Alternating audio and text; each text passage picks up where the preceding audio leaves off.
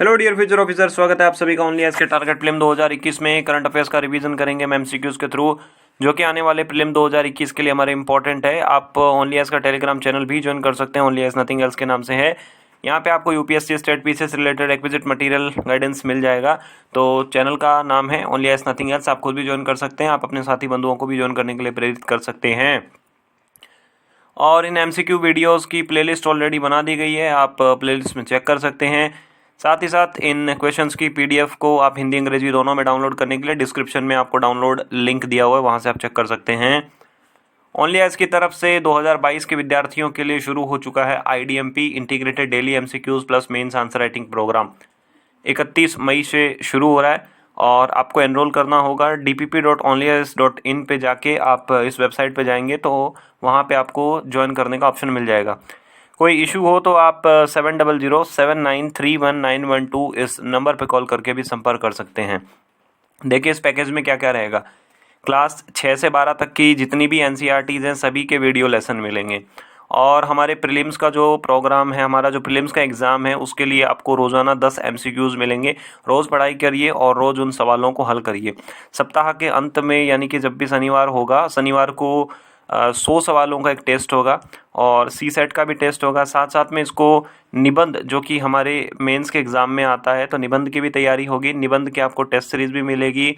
साथ ही साथ आपको मेंस की आंसर राइटिंग कैसे करें, रोज़ाना आपको एक सवाल दिया जाएगा, एक प्रश्न, ठीक है, आंसर राइटिंग के लिए। तो ओवरऑल इसमें क्या रहेगा, 6000 जीएस के क्वेश्चन रहेंगे, एमसीक्यूज़ बहुविकल्पीय मल्टीपल चॉइस क्वेश्चन, और मेंस के 445, 320 सी सेट के और 6 निबंध के, ठीक है। इसको आप मोबाइल के में ऐप के थ्रू भी चला सकते हैं, वेबसाइट के थ्रू भी आप एक्सेस कर सकते हैं। पहला सवाल देखते हैं। National commission for backward classes NCBC, ये भी एक क्या है, एक कॉन्स्टिट्यूशनल बॉडी है, ये एक संवैधानिक संस्था है। 3 हमें स्टेटमेंट दिए हैं और हमें करेक्ट बताना है। देखो पहले में बोला है कि इस कमीशन के अंदर 5 सदस्य होते हैं, एक चेयरमैन होता है, दूसरा वाइस चेयरमैन और 3 मेंबर होते हैं। दूसरा बोला है कि मेंबर्स को प्रेसिडेंट ऑफ इंडिया अपॉइंट करते हैं। तीसरा बोला है कि इन मेंबर्स की जो टर्म्स ऑफ सर्विसेज हैं वो इंडियन पार्लियामेंट डिसाइड करती है। देखो आपने पॉलिटी की कोई भी बुक पढ़ी हो, लक्ष्मीकांत पढ़ी हो या कोई भी बुक पढ़ी हो, आपको इजीली पता होगा कि इसके अंदर 5 मेंबर्स होते हैं, एक चेयरमैन होता है, एक वाइस चेयरमैन और बाकी 3 अदर मेंबर। तो ये पहला सही हो गया। दूसरा बिल्कुल सही है, मेंबर्स को अपॉइंट प्रेसिडेंट ऑफ इंडिया करते हैं। तीसरा बिल्कुल गलत है, इनकी टर्म्स ऑफ सर्विस कंडीशन जो हैं, इनकी सेवा की शर्तें जो है वो प्रेसिडेंट डिसाइड करते हैं, ना कि पार्लियामेंट। तीसरा अगर गलत हो गया तो ऑप्शन नंबर ए हमारा सही हो गया। पहला और दूसरा दोनों स्टेटमेंट करेक्ट है, तीसरा गलत है। इंग्लिश में आप यहाँ पे देखोगे, हिंदी में आप यहाँ पे देख पाओगे। क्वेश्चन नंबर 2 फिर से दिया है, एक कॉन्स्टिट्यूशनल बॉडी जो कि एनसीएसटी है, national commission for scheduled tribe, अनुसूचित जनजाति आयोग के बारे में दिया है। 3 हमें स्टेटमेंट दिए हैं। देखो पहला स्टेटमेंट बोला है कि measure to be taken over conferring ownership right in respect of the minor forest produce it. तो मतलब जो एसटी वाले जो एरिया है, जो जहाँ पे शेड्यूल्ड ट्राइब रहते हैं, जनरली शेड्यूल्ड ट्राइब जो है वो फॉरेस्ट जंगल इलाकों में रहते हैं जहाँ पे वन ज़्यादा पाए जाते हैं।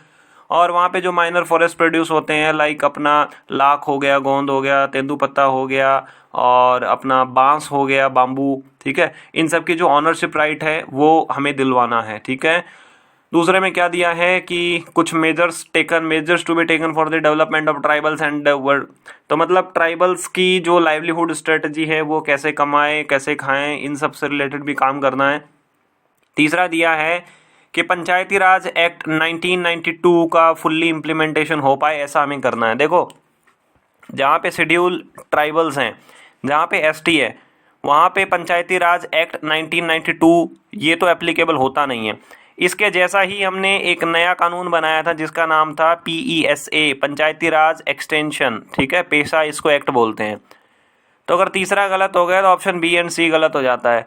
अब हमारे पास क्या बचा है, सिर्फ ऑप्शन ए बचा है करेक्ट करने के लिए, 1 और 2। तो पहला बिल्कुल सही है। राष्ट्रपति जी ने बोला था, एनसीएसटी को काम दिया था कि भाई जो ट्राइबल एरिया के अंदर जो ये माइनर फॉरेस्ट प्रोड्यूस है, आप ये काम करो कि भाई इनको ओनरशिप का अधिकार मिले और ट्राइबल्स की लाइवलीहुड स्ट्रेटजी भी आप बनाओ कुछ कि भाई वो अच्छे से अपनी ज़िंदगी जी सकें, उनकी इनकम जो है वो बूस्ट हो सके। तो यहाँ पे आप इंग्लिश के अंदर देख पाओगे। और तीसरा गलत है। देखो पंचायती राज जो है ना, अपना पेशा एक्ट है, उसके बारे में बात की गई है कि भाई पेशा एक्ट को हमें इम्प्लीमेंट करना है, ना कि हमें पंचायत वाला जो ओरिजिनल एक्ट है 1992 वाला।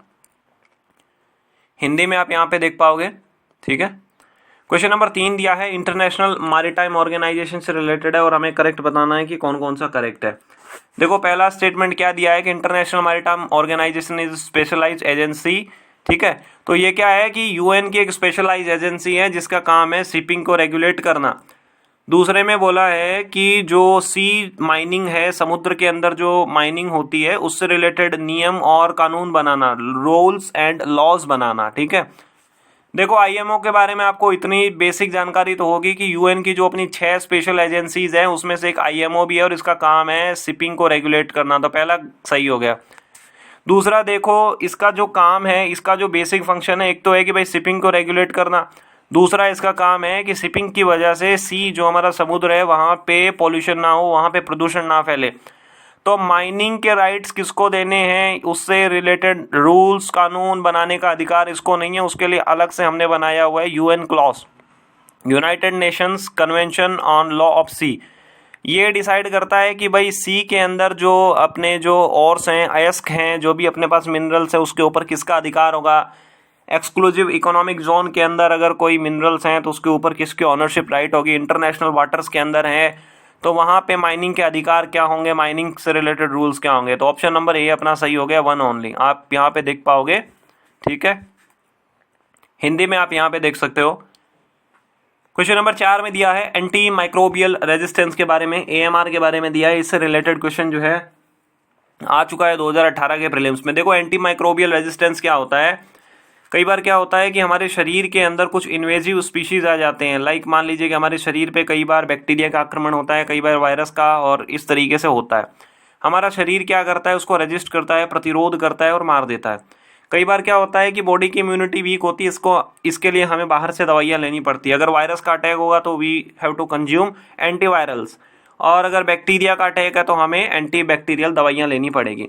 लेकिन कई बार क्या होता है कि दवाइयों का यूज़ करने के बाद भी वो माइक्रोब जो हैं हम उन माइक्रोब्स को अटैक नहीं कर सकते हैं, तो इसे हम बोलते हैं एंटी माइक्रोबियल रेजिस्टेंस। तो माइक्रोब के खिलाफ रेजिस्टेंस करने की जो ताकत है वो धीरे धीरे कमज़ोर हो जाती है। 3 हमें स्टेटमेंट दिए हैं, इसमें बोला है कि भाई इस एएमआर के पीछे क्या रेस्पॉन्सिबल रीजंस है। देखो पहला दिया है कि uneven and unregulated antibiotic usage in the poultry and fishery, मतलब जो एंटीबायोटिक जो दवाएं हैं उनका इतना ज़्यादा यूज़ हो रहा है। जो पोल्ट्री जो मुर्गी फार्म में है वो बस दवाइयाँ देते हैं और मुर्गी क्या करती है 5-10 दिन के अंदर बड़ी हो जाती है। तो ये बिल्कुल सही है, वो दवाइयाँ जो एंटीबायोटिक दवाइयाँ हैं मुर्गी को खिलाएंगे, चिकन को खिलाएंगे, उसके बाद जो इंसान कंज्यूम करेगा वो उसके अंदर आ जाएंगी। ठीक है, अब ऑलरेडी आप जो है जाने अनजाने आप नहीं जानते हैं कि भाई उस मुर्गी को ये दवाई खिलाई हुई एंटीबायोटिक, वो एंटीबायोटिक दवाई आपके शरीर में आ गई, लेकिन बाद में अगर आपको मान लीजिए कभी कोई बीमारी हो जाती है, हमें मान लीजिए कि अगर टाइफाइड हो जाता है, तो फिर हम टाइफाइड से लड़ने के लिए जो एंटी माइक्रोबियल दवाइयाँ लेंगे, एंटीबायोटिक जो दवाइयाँ लेंगे वो उतनी काम नहीं करेगी। पुअर सैनिटेशन की भी बिल्कुल बात है। कई बार क्या होता है हॉस्पिटल्स वगैरह में उतना सैनिटेशन नहीं होता है, उसकी वजह से हो जाता है। हमारे झुग्गी झोंपड़ी के अंदर भी जो लोग रहते हैं, मान लीजिए कोई बीमार है और उसके यूरिन के थ्रू, उसका जो ह्यूमन का जो फीकल होगा उसके थ्रू भी वायरसेस आ सकते हैं। तो झुग्गी झोंपड़ी में उतने जो है टॉयलेट्स वगैरह की व्यवस्था नहीं होती है, तो उसमें पुअर सैनिटेशन भी। तीसरा क्या है, untreated discharge from the pharmaceutical industry. मान लीजिए कि कोई फार्मास्यूटिकल इंडस्ट्री है, वो दवाइयाँ ही बना रही है और वो क्या करते हैं अपना जो भी उनका जो सामान बचा हुआ है उसको नदी में बहा देते हैं, हम नदी का पानी पी लेंगे और फिर वो हम कंज्यूम कर लेंगे। तो इस तरीके से ये सारा हो जाता है। ऑप्शन नंबर डी सही हो जाएगा। एंटी माइक्रोबियल रेजिस्टेंस एएमआर अभी दुनिया के अंदर बहुत एक बड़ी प्रॉब्लम है, क्योंकि पिछले 30 साल के अंदर से बोला जा रहा है कि कोई भी ये जो बायोटिक दवा है उसका कोई भी नई एंटीबायोटिक दवा जो है वो नहीं हमने डेवलप की है और लगातार ही इसको कंज्यूम कर रहे हैं। स्पेशली जो चिकन्स के अंदर यूज़ हो रहा है। उसके बाद क्या है कि जो हमारी ओटीसी दवाइयाँ ओवर द काउंटर है, कई बार क्या होता है कि लोग कुछ जो हैं वो एक्स्ट्रा होशियार बनते हैं, वो क्या करते हैं, उन्हें बुखार हो जाती है, कुछ नॉर्मल फीवर अगर है या सर्दी वगैरह हो जाती है, वो क्या करेंगे कोई गोली लेंगे और उसके साथ क्या करेंगे वो ये एंटीबायोटिक दवाएं भी ले लेंगे। 2 दिन हो गए बोले कि मैं तो 2 दिन में ठीक हो जाता हूँ, मैंने एंटीबायोटिक ले ली, बट इसका एंटीबायोटिक दवाएं लेने का जो लॉन्ग टर्म में है बहुत बड़ा नुकसान होता है। क्वेश्चन नंबर 5 में तो हमें बोला है कि भाई ऐसी कौन सी ऑर्गेनाइजेशंस हैं जो प्रधानमंत्री के द्वारा चेयर की जाती हैं। देखो पहला बोला है नेशनल क्राइसिस मैनेजमेंट कमेटी। तो अगर आप रेगुलरली न्यूज़ पढ़ते होंगे तो आपको पता होगा कि एनसीएमसी को कैबिनेट सेक्रेटरी करते हैं। अभी वो तूफान आया हुआ है ताकूते या जो भी नाम है उसका, ठीक है, ताकूते, शायद उसको ताकूते ही बोलते हैं। तो ये ताकूते के बारे में आप देखते होंगे न्यूज़ में कि भाई नेशनल क्राइसिस मैनेजमेंट कमेटी को कैबिनेट सेक्रेटरी हेड करते हैं। और अगर आपको पता होगा एनटीसी है जो कि स्टैच्यूटरी बॉडी है, नेशनल टाइगर कंजर्वेशन अथॉरिटी, इसको इन्वायरमेंट मिनिस्टर, हमारे जो पर्यावरण मंत्री है वो हेल्ड करते हैं, इसको चेयर करते हैं, इसके अध्यक्ष हैं। बाकी बात करें नेशनल वाइल्ड लाइफ बोर्ड और नीति आयोग 2 और 3 बिल्कुल अपना सही हो जाएगा, ऑप्शन नंबर सी यहाँ पे आप देख सकते हो। ठीक है, पहला गलत है, चौथा गलत है, दूसरा तीसरा सही है। हिंदी में आप यहाँ देख पाओगे। और अपना प्रीवियस ये था कि भाई भारत के अंदर जो फिस्कल डेफिसिट की स्थिति है वो क्या चल रही है, क्या अप हो रहा है, डाउन हो रहा है। देखो भारत के अंदर ना लगातार फिस्कल डेफिसिट की स्थिति जो है बड़ी खराब है, कभी ज़्यादा हो जाती है, कभी कम हो जाती है, मतलब ये जिगजॉ है। ठीक है, और अभी रिसेंटली क्या है, जब से हमारा ये कोरोना आया तो कोरोना के अंदर क्या है कि सरकार की इनकम तो है बहुत कम हो गई और सरकार के एक्सपेंडिचर जो है वो ज़्यादा इंक्रीज हो गए। तो ऐसी स्थिति के अंदर हम देख सकते हैं कि हमारा जो ये फिस्कल डेफिसिट जो है वो वाइडन होगा और ज़्यादा हो जाएगा।